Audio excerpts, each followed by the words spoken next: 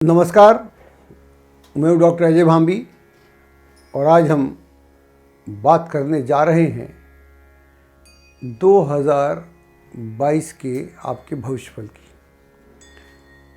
तो हमारी पहली राशि मेष यानी एरीज है। इससे पहले मैं ये बताऊं कि यह वर्ष 2022 आपके लिए कैसा होने वाला है। थोड़ा सा आपके साइन के बारे में बात हो जाए, चरित्र चित्रण हो जाए, आपका चरित्र चित्रण हो जाए। आप जानते हैं, लेकिन ज्योतिष से हम क्या समझते हैं अभी उसकी बात करते हैं। अगर आप अपने साइन को देखें, ऐसे इसका प्रतीक जो है, सिंबल जो है, जिलिफ जिसको हम बोलते हैं, ज्योग्राफिकल उसका जो बोलते हैं, उसको देखते हैं तो बात कर रहे हैं आपकी राशि की, मेष की। ये जो आपकी राशि है उसका जो पहला सिंबल है मेढ़ा है यानी रैम। रैम को आप देखो, बड़ा इनोसेंट है, बहुत मासूम है। ये कैरेक्टर्स आप लोगों में मिलते हैं, लेकिन वो बड़ा फोकस है, वो कुछ करना चाहता है, एनर्जी है उसके पास, फोर्स बहुत है। उस फोर्स के साथ वो कुछ भी करना चाहता है, वो एक्सप्लोर करना चाहता है, नई नई चीज़ें खोजना चाहता है, नई नई दिशाओं में जाना चाहता है, नए नए काम करना चाहता है, नए नए रिस्क लेना चाहता है। तो आप भी तो ऐसे ही हैं, नया कुछ करना चाहते हैं, नए काम करना चाहते हैं, पूरे फोर्स के साथ करना चाहते हैं, पूरे अटेंशन के साथ करना चाहते हैं।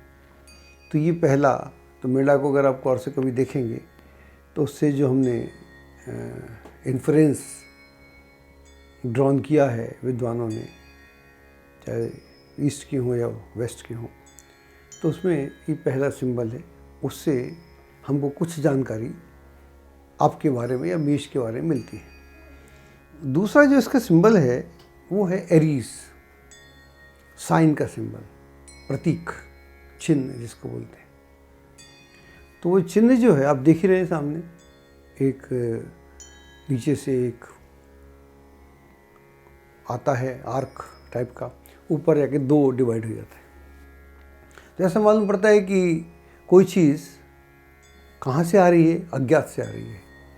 तो इस ब्रह्मांड की शुरुआत भी अज्ञात से हुई थी ना, तो पहला साइन है ये मेष। तो अज्ञात से कुछ आ रहा है और आके दोनों तरफ डिवाइड हो रहा है, ऐसे हुक सा बन गया एक। हुक के बड़े फ़ायदे हैं। अगर आप हुक को आप देखें गौर से तो उससे उसको एंकर बोलते हैं, और उससे आप बहुत बड़े शिप को रोक सकते हैं, रोकते ही हैं उससे।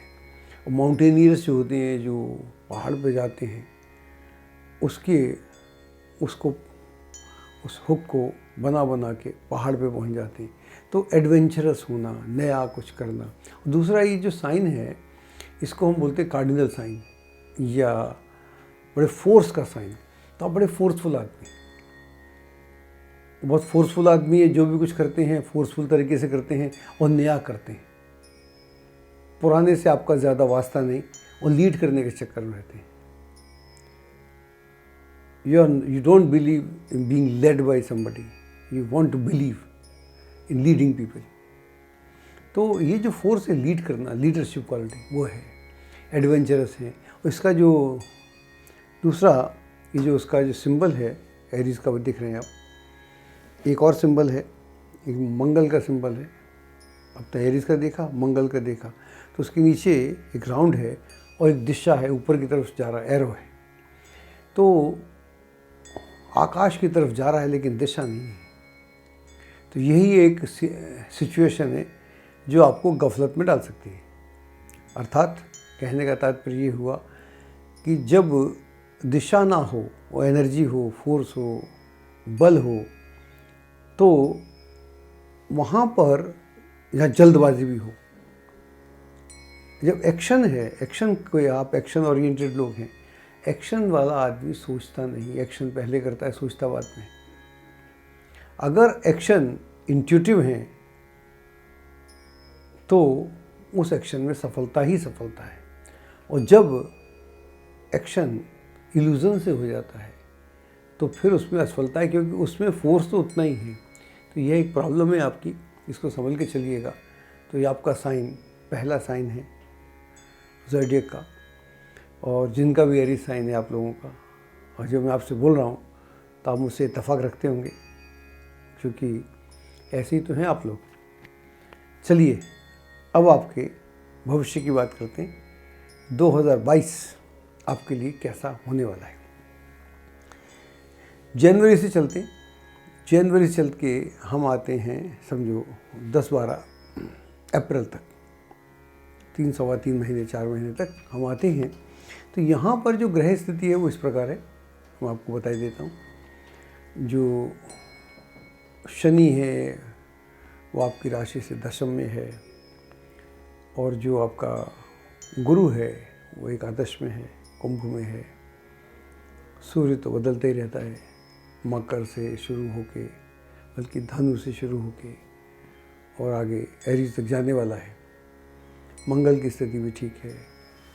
राहु अभी टॉरस में है, वृष में है, और केतु ऑब्वियसली अपोजिट यानी स्कॉर्पियो में। तो ऐसा पकड़िएगा कि यहाँ से लेकर जनवरी से लेकर और अप्रैल, जब मैंने बोला 10-12 तारीख तक का समय बहुत अच्छा है।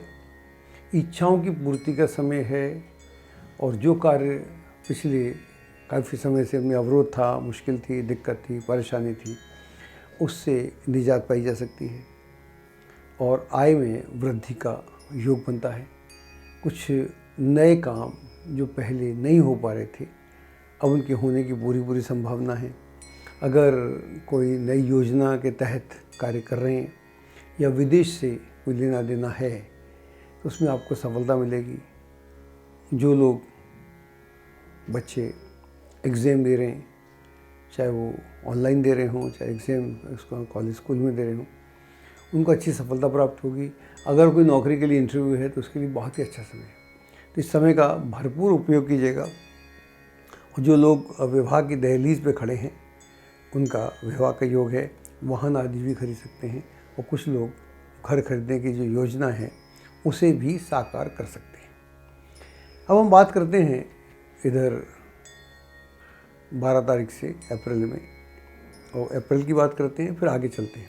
तो 12 तारीख को राहु केतु बैकवर्ड हो जाएंगे, बैकवर्ड ही होते हैं। तो टॉरस से यानी वृष से मेष में आ जाएंगे, आपकी राशि में आएंगे। और उसके बाद 13-14 को आपका ये बृहस्पति भी आगे से निकल जाएगा। अप्रैल में काफ़ी चेंजेस हो रहे हैं। उधर शनि भी कुंभ में चला जाएगा, लेकिन बहुत समय तक रहेगा नहीं। तो यहाँ से अगर हम अगले ऐसा करते हैं, जुलाई तक का बात करें, जुलाई तक पकड़ते हैं। हालांकि इसमें शनि वक्री भी हो जाएगा और भी बहुत सारी स्थितियाँ होंगी। तो यह जो समय है, शनि चूँकि आपकी राशि से एकादश हो जाएगा, शनि बहुत अच्छा है, बाकी ग्रह की स्थिति बहुत ख़राब नहीं है। और गुरु 12वें में है ज़रूर, बाकी राहु केतु की स्थिति बहुत ज़्यादा ख़राब नहीं कही जा सकती। मेहनत वाला है और इसमें इल्यूज़न रहता है, धोखा रहता है, भ्रम रहता है, भ्रम से दूर रहना चाहिए। तो ऐसे डिसीजन नहीं लेने चाहिए। और बृहस्पति 12वें में हो तो पैसे का या इन्वेस्टमेंट कई बार बेजा हो जाता है, जो हम नहीं करना चाहते वो हो जाता है, तो उससे बचना चाहिए। बाकी कुल मिला के तो ये बहुत ही बेहतरीन समय है और इसका प्रयोग करना चाहिए। 12वां बृहस्पति हो तो एक कई बार अगर विवाह करना है घर में, और ख़ास तौर से कन्या का, बहन का, तो उसकी पॉसिबिलिटी ज़रूर बनती है। नौकरी के लिए अच्छा है, नए अपॉर्चुनिटीज़ मिलेंगी। और विदेश में अगर जाके कुछ करना चाहते हैं तो वहाँ के लिए अच्छा है। स्वास्थ्य कुल मिला के अच्छा रहेगा, लेकिन इधर जून के महीने में किसी परिजन का स्वास्थ्य चिंता का विषय हो सकता है।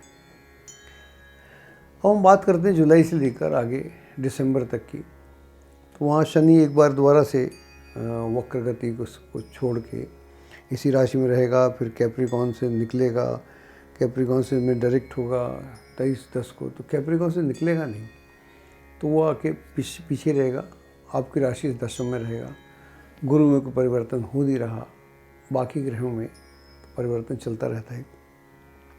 तो ये जो समय है जुलाई से लेकर एंड तक का, ये समय थोड़ा सोच विचार के मेजर डिसीजन लेने का है, अन्यथा कोई सिचुएशन ख़राब नहीं मालूम पड़ती।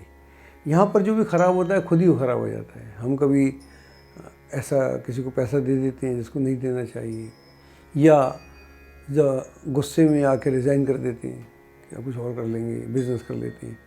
तो इस तरह की जो बात कुछ करने का मौका बने तो कुंडली को भी चेक करना चाहिए।